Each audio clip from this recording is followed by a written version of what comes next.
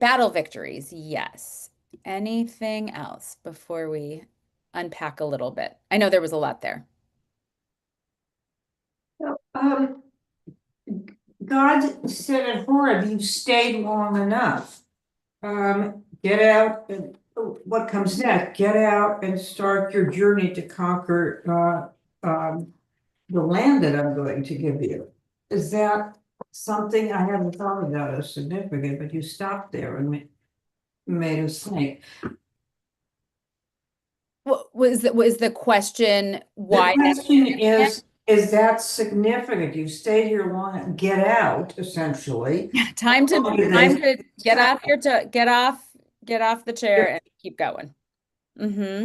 Yeah, it is significant, and we could spend the entire hour unpacking that verse, but you're right. I stopped there for a reason.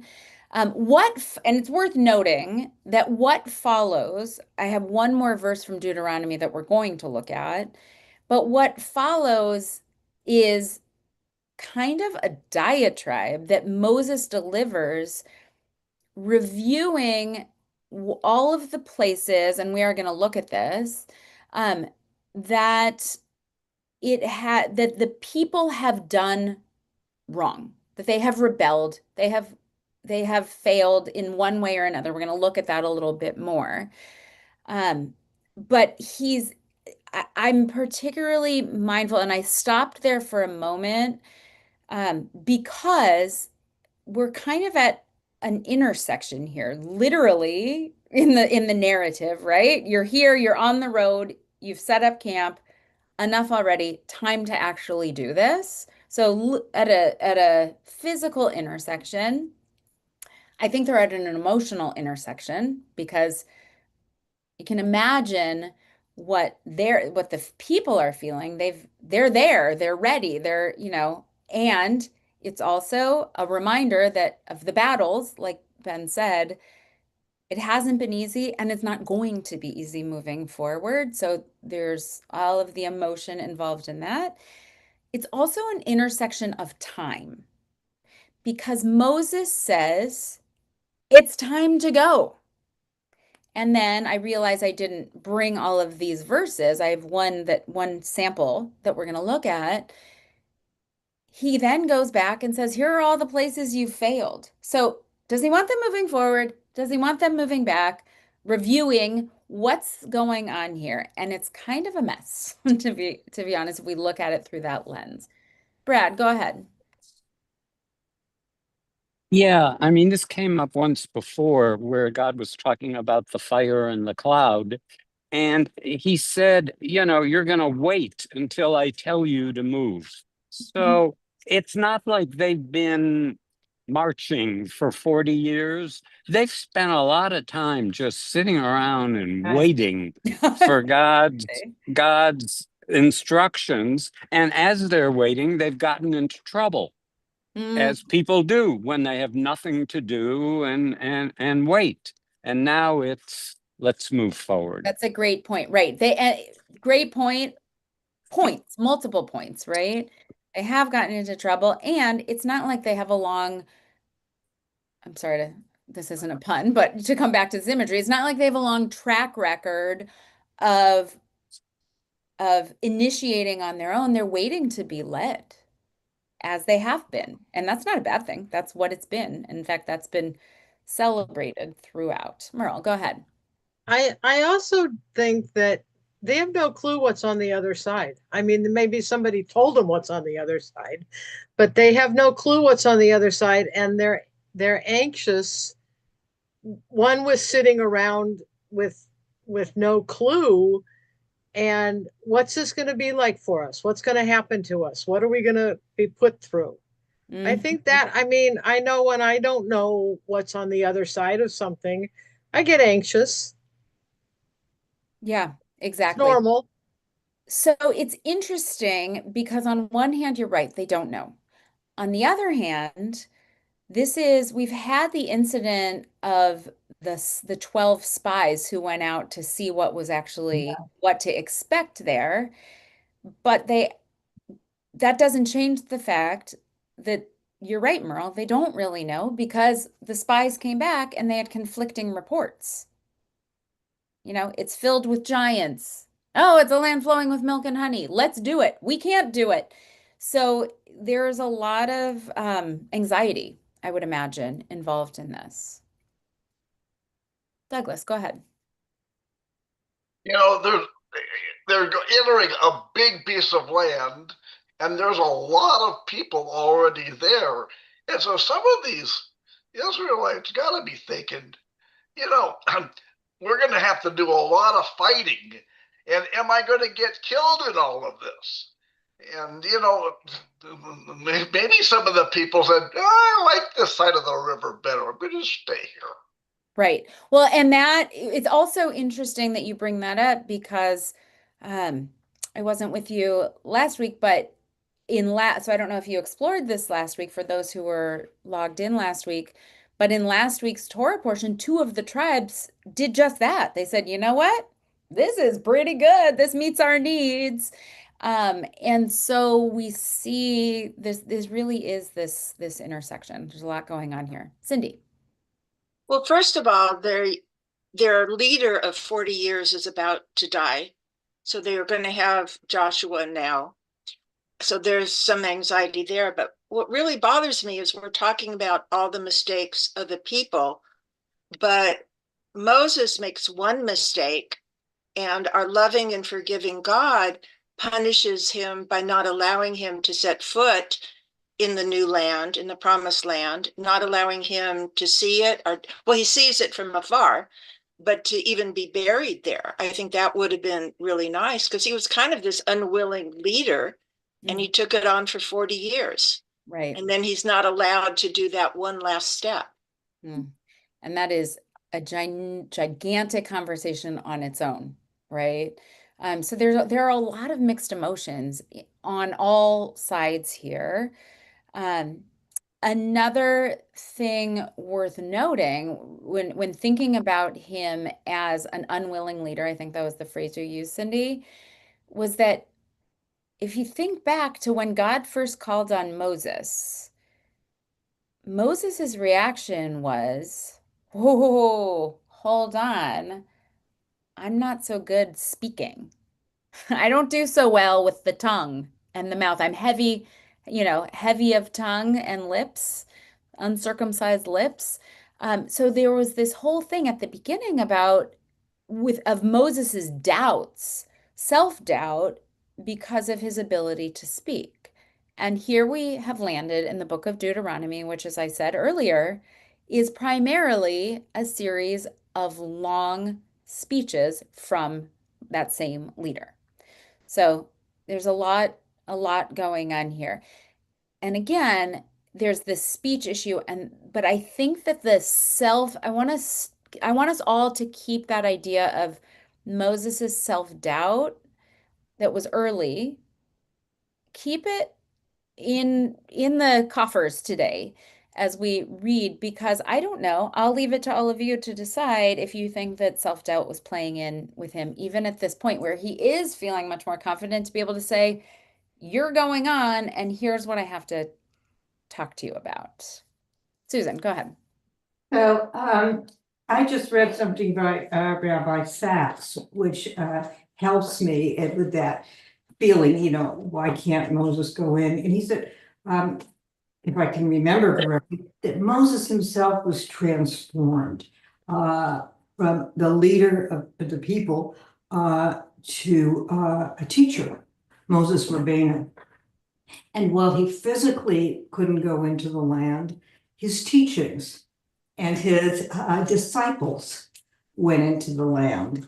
Yeah, that's probably how it should be. So, I mean, I always think he was old, and this is a transition. Who else would be kissed by God when they die? He did what he did in his time, and now he needed a new, energetic, younger leader. So that's beautiful. So as Rabbi Sachs, is making the point, his legacy is going into the land. That's beautiful. Thank you. Merle, go ahead. I think part of his self-doubt is, why don't I get to go, and why do I have to lecture to these people? Why do I have to lecture? Why do I have to tell him to be so good and I'm staying behind?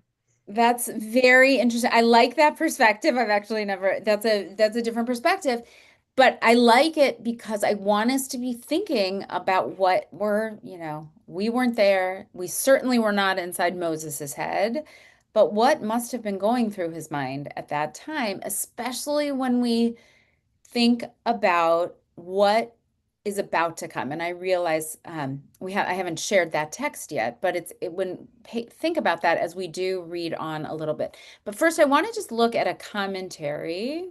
Let's see, here we go. This is from Rashi about what actually. Before we look at the commentary, I just want to look ahead here at the bottom of the page. Whoops, I'm trying to highlight it here. Doesn't highlight well, but this bottom here, just a few verses later, and there's a little bit more before this and much more after this, he starts to reprimand the people, to reproof them.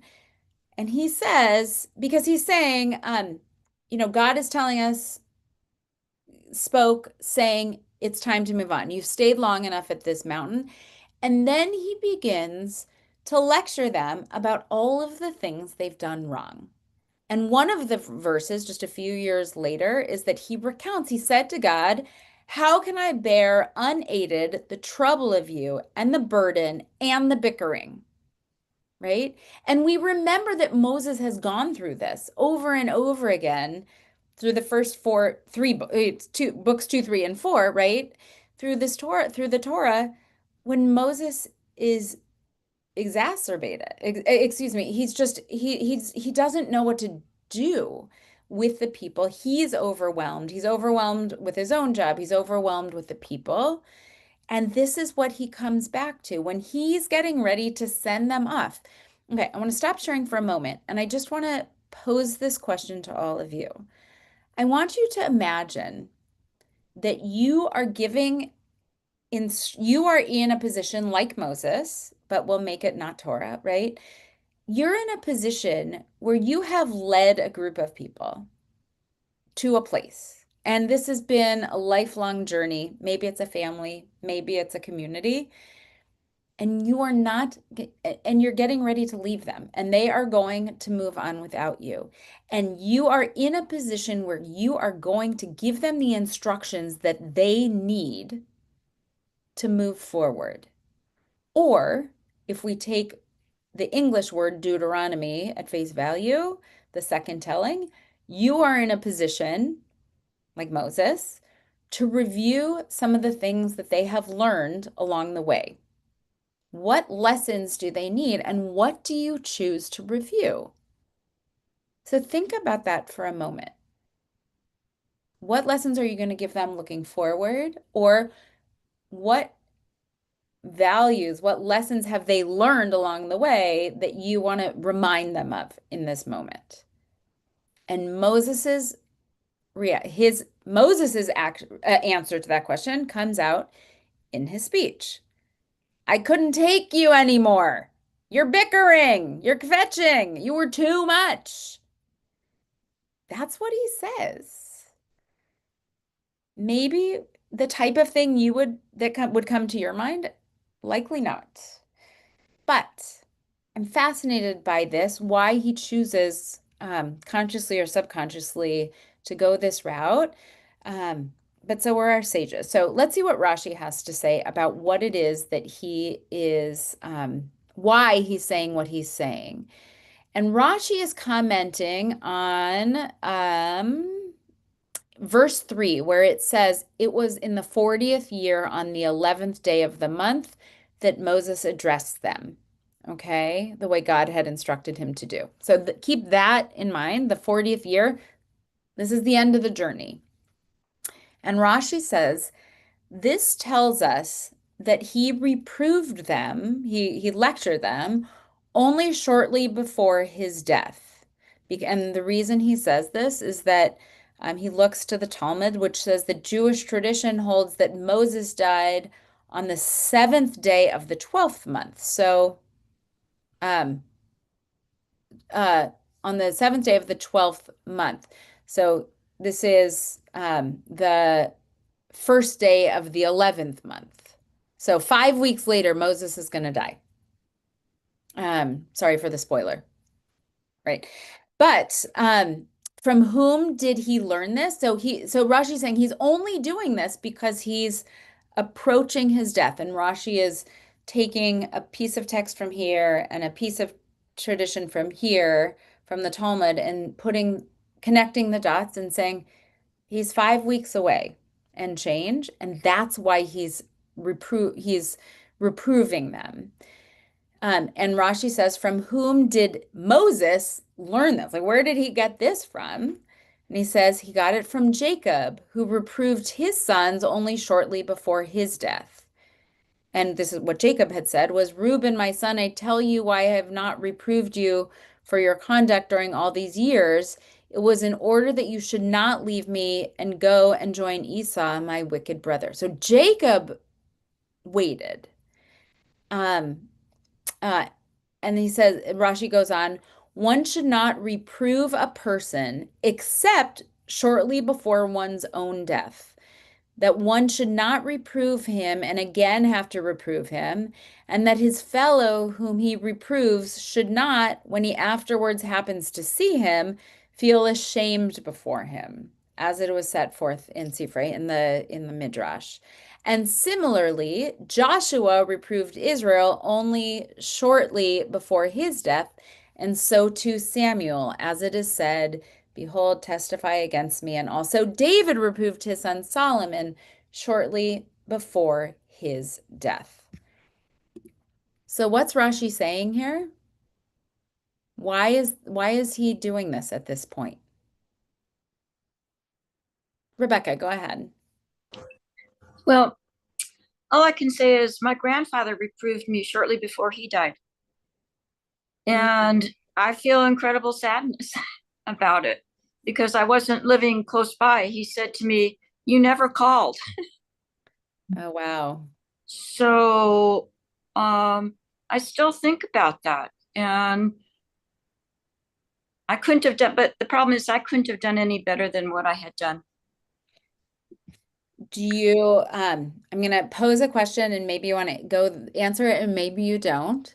But in your mind, do you feel if he had said something to you earlier, could you have changed anything?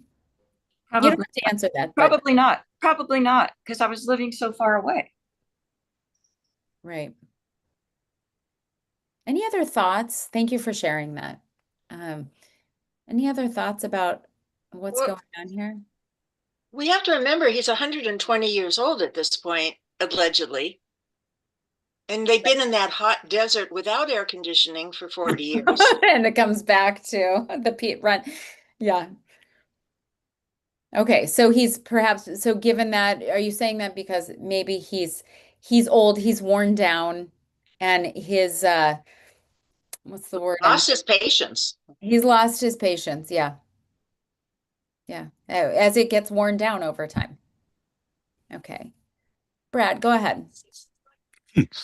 I wonder if he's acknowledging his own failure to make them into a better people. And do you have any thoughts if that's the case, that it's really a bit of, there's some psychology behind here. It's really a projection of what's going on inside of him.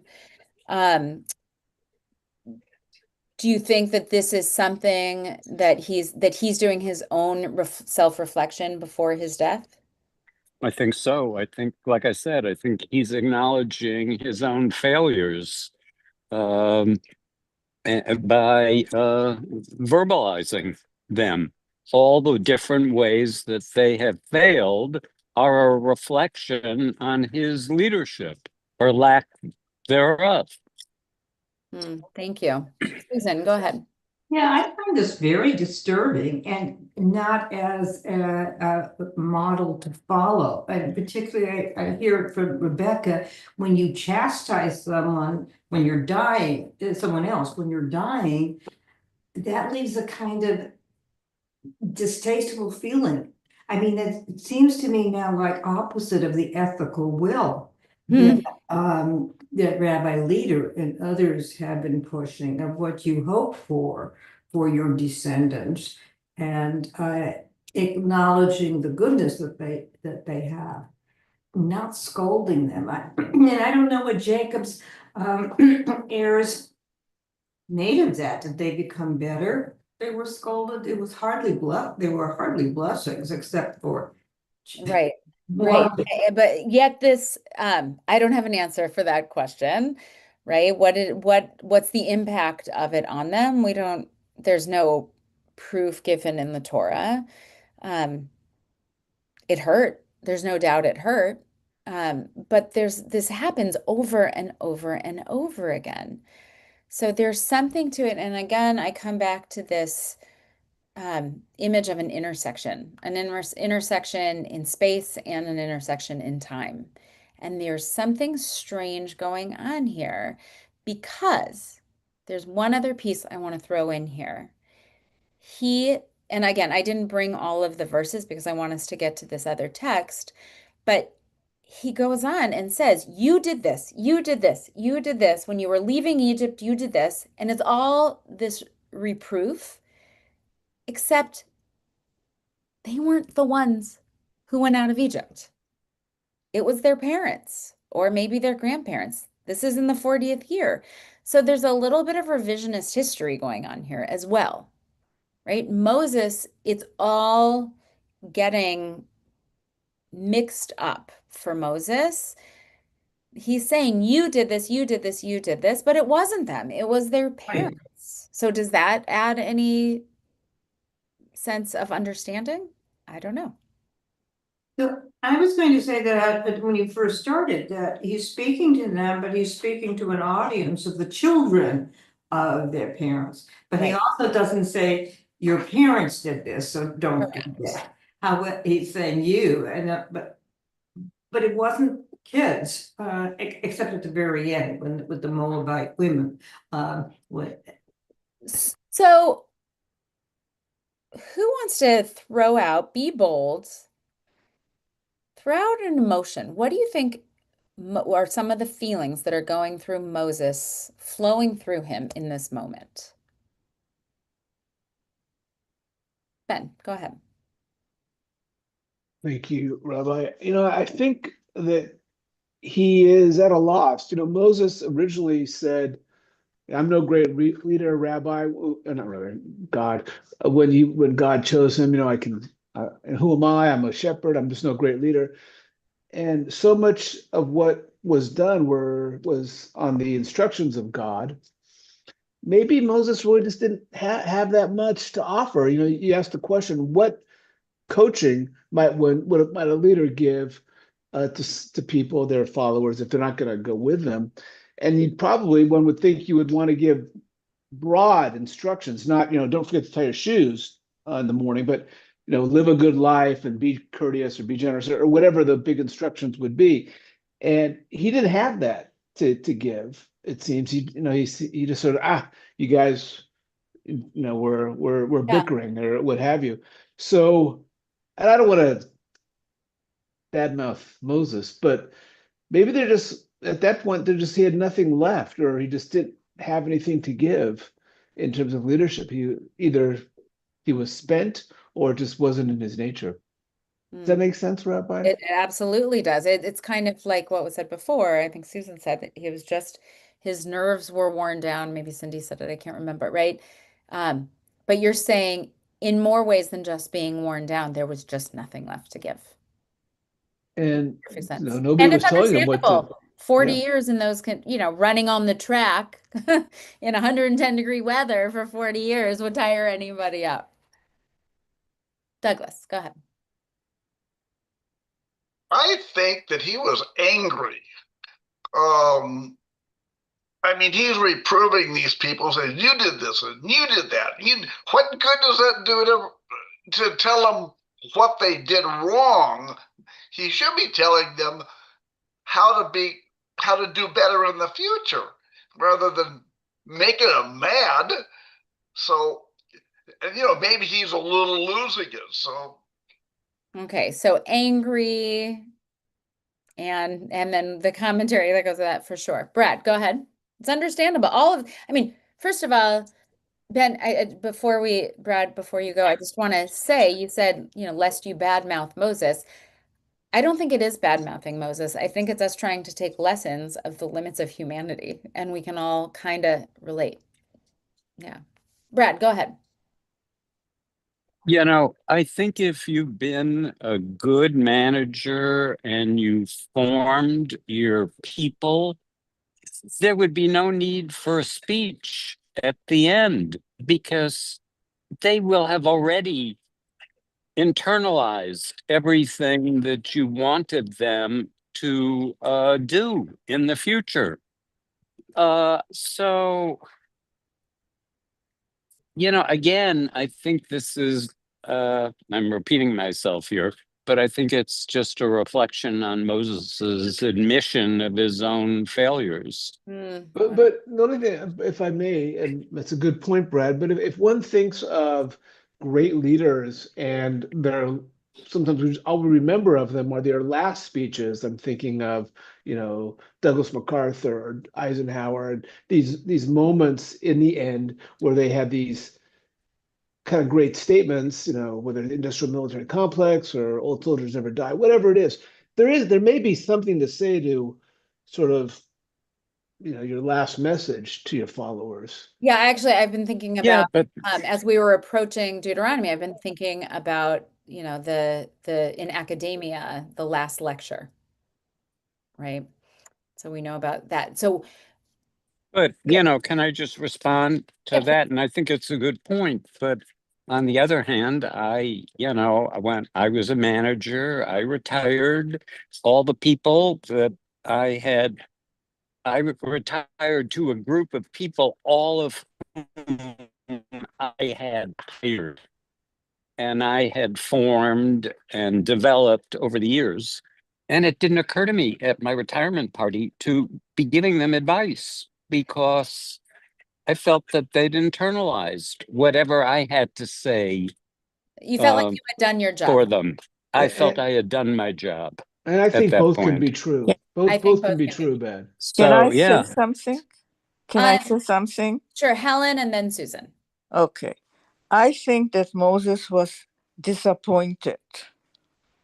He was disappointed that 40 years of wandering away from being slaves, their parents, that they have not developed up to a certain point. So that's why he gave them that lecture. Maybe he thought, if I give you this lecture, then maybe you can follow.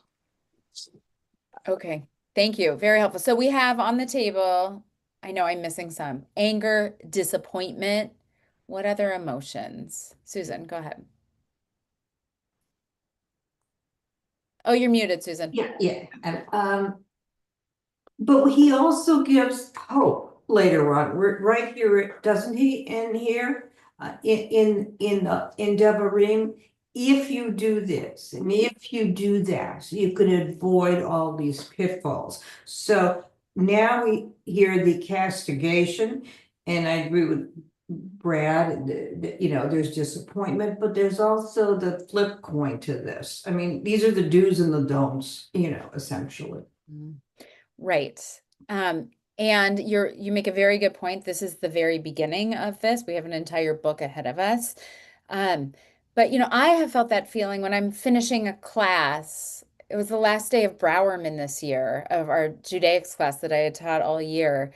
And it was like, okay, we've got 10 minutes. I had planned it, but okay, the last 10 minutes of the year, we've explored 1,000 things this year. What is the takeaway, right? I know they've absorbed some. I know they haven't absorbed other pieces.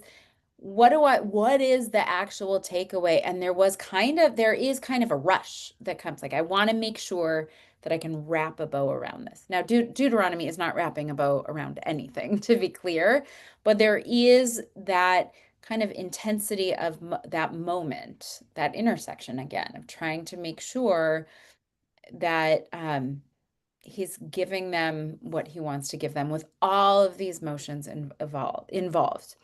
So I want to look back at the text. And the reason I chose, we did verses 1 through 6 or whatever, and then I skipped to verse 12, even though I could have done any of them.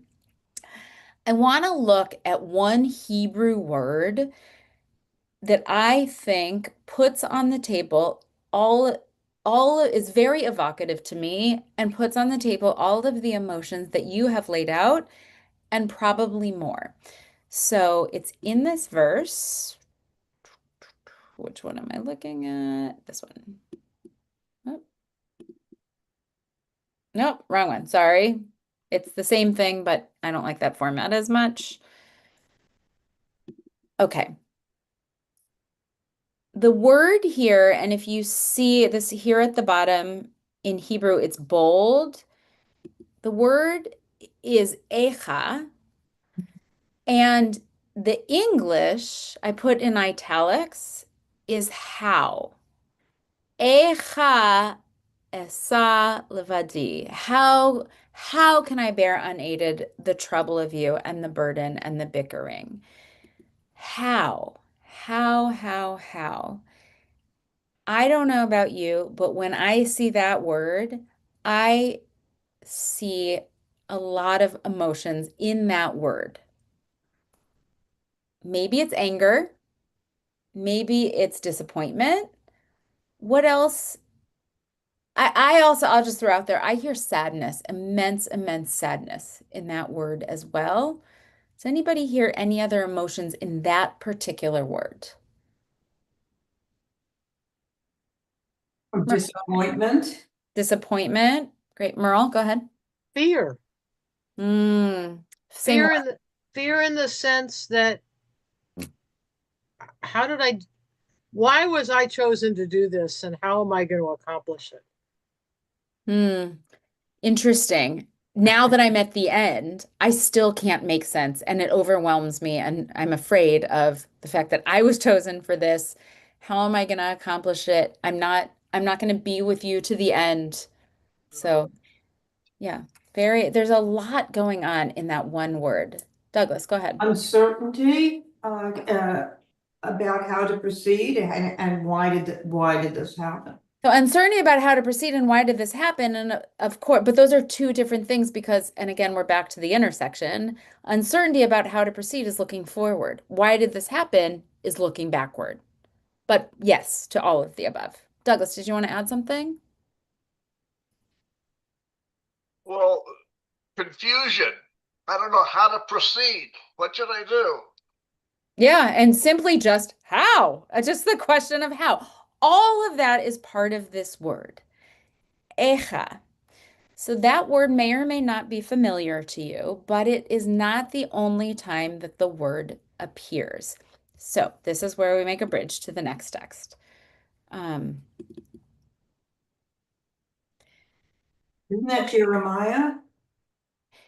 The whole chapter? Exactly. So this is I want to share with you a little excerpt from the Midrash in Echa Rabbah. Echa, sound familiar? That the name of the book or the work of Midrash is Echa Rabbah. There's Bereshit Rabbah. It's the Hebrew. Rabbah is the name. This is the compendium of Midrash. And this is what the very beginning of this compendium of Midrashim says. He says there are three who prophesied with the language of Echa. Moses, we just covered Moses, Isaiah, and Susan just said it, Jeremiah. So Moses used that word. He, in Deuteronomy, what we just read, how will I carry alone the burden, right? We've already unpacked that. Isaiah said, how, Echa, she has become a prostitute. He's talking about Israel. Though there is so much to get into with Isaiah, just for the sake of time, we're not going to get into that. But like all of the prophets, Isaiah went out and saw the people acting terribly, and he called them on it. That was their job. But this is how this is Isaiah calling them on it. That the people were acting like Israel, the people of Israel, becoming, how did this happen? How did she become a prostitute? But really referring to the people. And then the other one I want us to look at today is Jeremiah, who said, Echa does she dwell? How does she dwell? Jeremiah is understood to be the author of the book called Echa, in Hebrew, in English, Lamentations. So we're going to come back to that because Lamentations, or Echa, is the book that we read on Tisha B'Av, which we'll arrive at just after Shabbat tomorrow. So a little bit more from the Midrash, though, before we get to Echa. Said Rabbi Levi, it is compared to a noble woman who had 3 friends. One saw her in her negligence, one saw her in her recklessness, and one saw her in her degenerateness. This is a group of friends who are, it's like when your kids, meet your childhood friend and say, tell me about my parent when I was, when they were young. This is a friend, 3 friends who saw Israel doing all of these things. So did Moses see Israel in their honor and in their negligence? And he said, how will I carry the burden alone? Isaiah saw them in their recklessness and said, how has she become a prostitute? And Jeremiah, remember the author of Ecclesiastes, saw them in their degenerateness, because we're going to talk about what's going on in the time of Ecclesiastes. And he said, how does she dwell? Echa. So I want to go right into, we're actually going to look at the very first verse of Lamentations of Echa and the very last 2 verses. But it's Wait, called Lamentations because Echa is the first word. Go ahead, Brad. yeah. Before you do that, Rabbi, can you clarify for me that word how? Is that a rhetorical how? Is Moses speaking to himself? Or is he trying to engage the people and asking them a question and entering into a dialogue with them? Which is it? Yes. Sorry, not very satisfactory, but it is all of the above, very intentionally, which is why I find that word, I said before, I find it to be so evocative. How? How? With all of these emotions, it is a rhetorical question and it's a real question. How could this happen? For Moses, in that moment, he said it rhetorically, and it was a question, maybe to, as we've already unpacked, maybe it was a question for himself, maybe it was a question for God, maybe it was a question for the people, and maybe it was just a statement. How on earth could this happen? Right? And so I think, so all of that comes up every time this word is used. Mm. And it's the case with Jeremiah as well, because Jeremiah, we know, is the prophet who came after the destruction, right? After the destruction of the temple. And his job, his nickname, you would love to have this nickname, I'm sure. His nickname in biblical scholarship circles is the prophet of doom, right? Not an easy burden to carry, but he came after the destruction into Jerusalem, into Zion, and said, whoa, you didn't pay attention to the earlier prophets, right? Who warned that this was coming. And here the destruction has happened.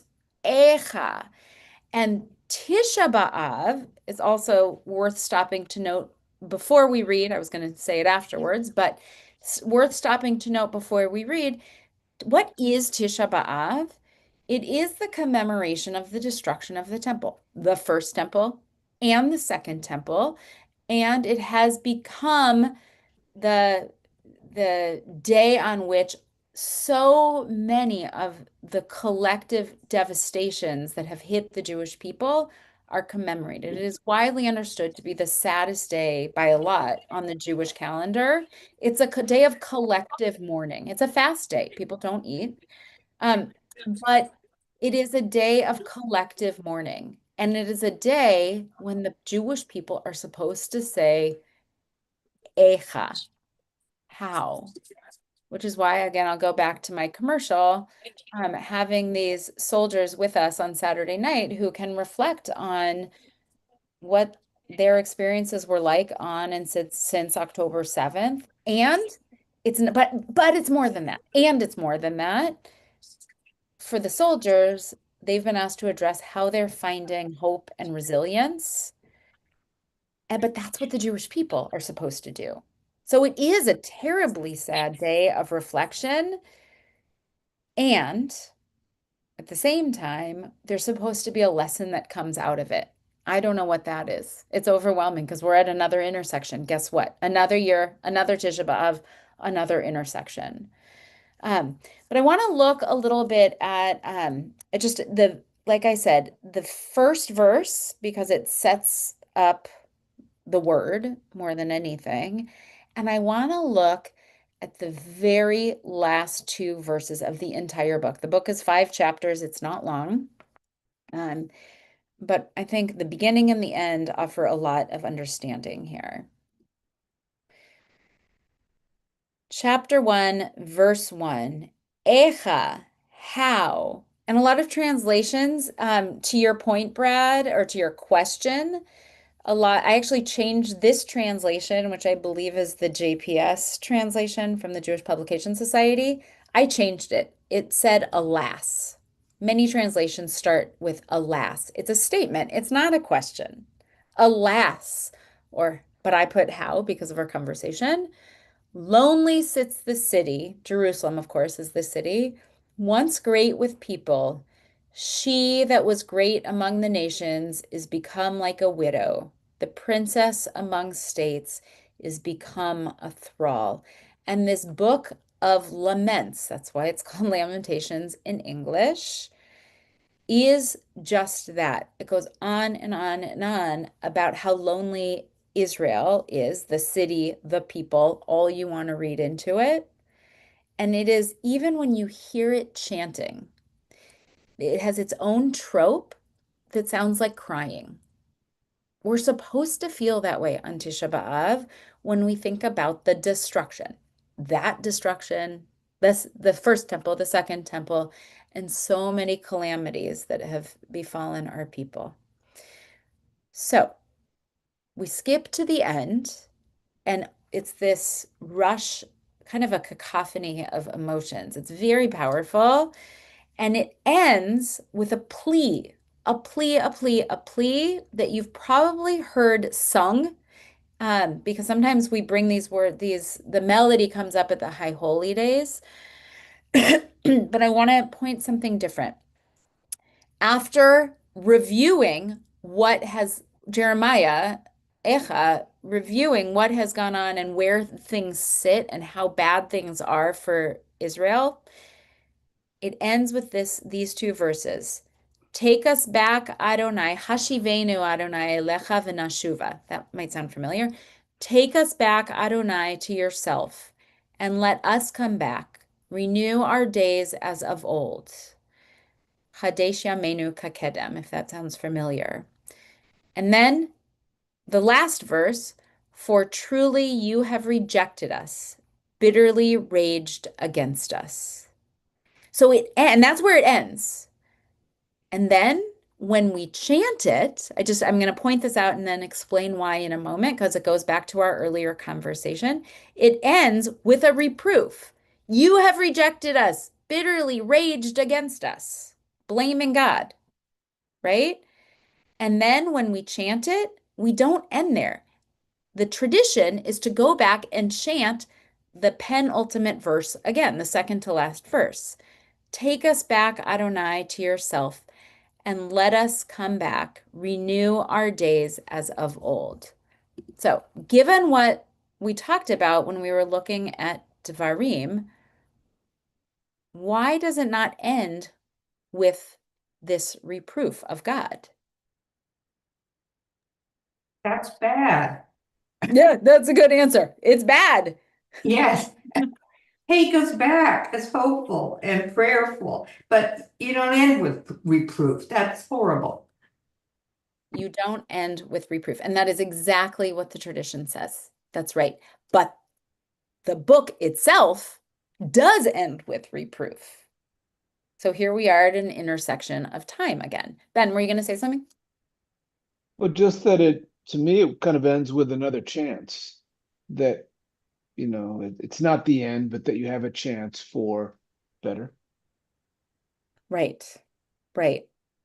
I'm fascinated by this tradition, and this is a rabbinic tradition. It's not just a, Wilshire Boulevard Temple thing that we want people to walk away feeling better. This is something that is centuries old in our tradition to go back and repeat that verse, but it's not the way Jeremiah ended it, right? We want it because as we examine when we were looking at Deuteronomy, there's a long history of reproof, of ending with reproof, even though for Moses, we have the entire book of Deuteronomy ahead of us. But these lives that end with reproof they leave us very unsettled, not necessarily bad, challenged, but in an attempt to be able to make sense out of the devastation, to be able to make sense out of the failures, to be able to make sense out of the lessons that we're left with, our tradition says, no, no, no, no. We need to be held accountable. And so does God, by the way. That's what's happening in Lamentations. But we need hope, right? We need to be able to move into the future. Panina, go ahead. You're muted, Panina. Can you hear me now? Now we can. Okay. He had a vision, Moses, right? He took him on a vision that there is a God that's going to be with them and give them a land of their own. And the tribes did sit there already when he came there. He came only with the ones who left from Egypt. There was already a settlement there all over the country.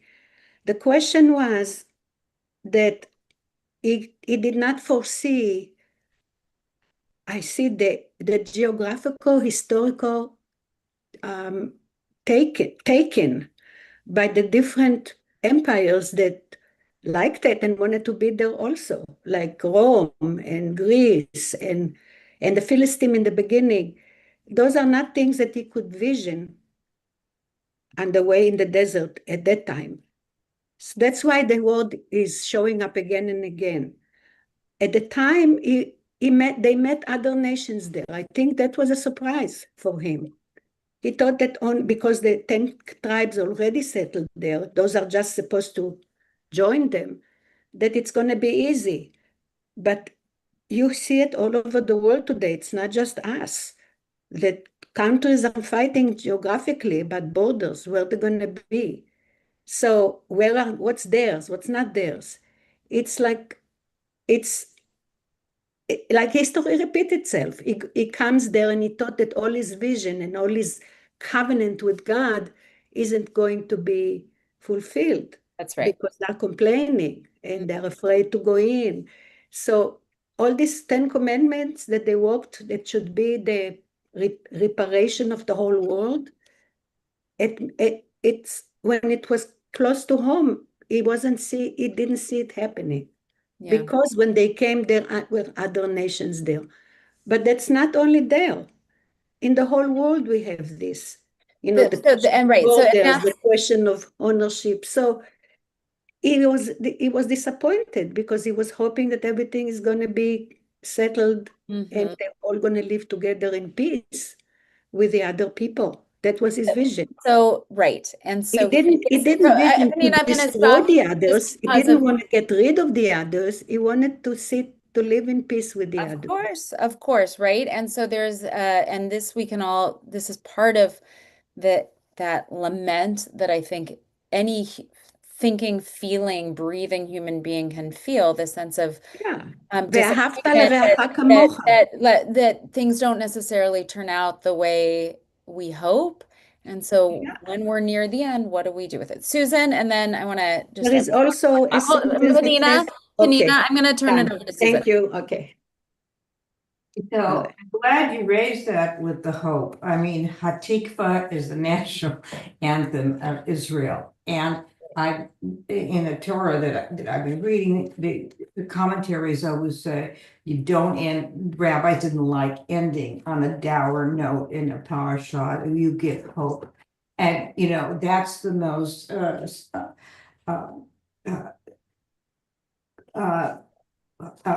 salubrious way to deal with the disappointment. And we've been here for thousands of years, the Jewish people.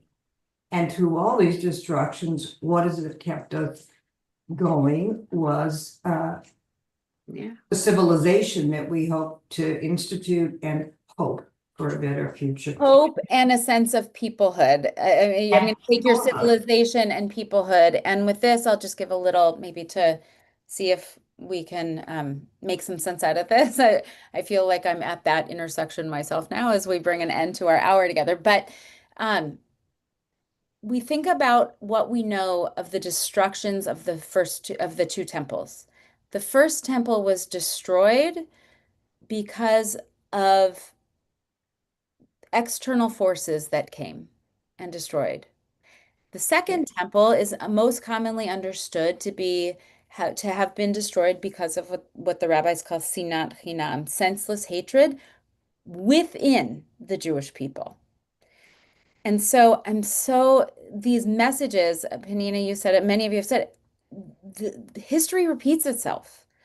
And we are once again another Tisha B'Av, approaching another Tisha B'Av, where there is real threat from outside and the division within, especially with what's been going on in the news over the last few weeks. It's real and it's scary. And so we come into Tisha B'Av, and it's a reminder that we need to learn from our past. So Moses, looking backward, offers us something for today. We need to learn the lessons of the past. And like God told Moses to tell the people, you also can't stay in the past. You need to look forward. We need to look forward, but with the wisdom of the past to hold us together. So please, God, let us have learned our lessons, right? And let us move together in unity as a Jewish people because we need it.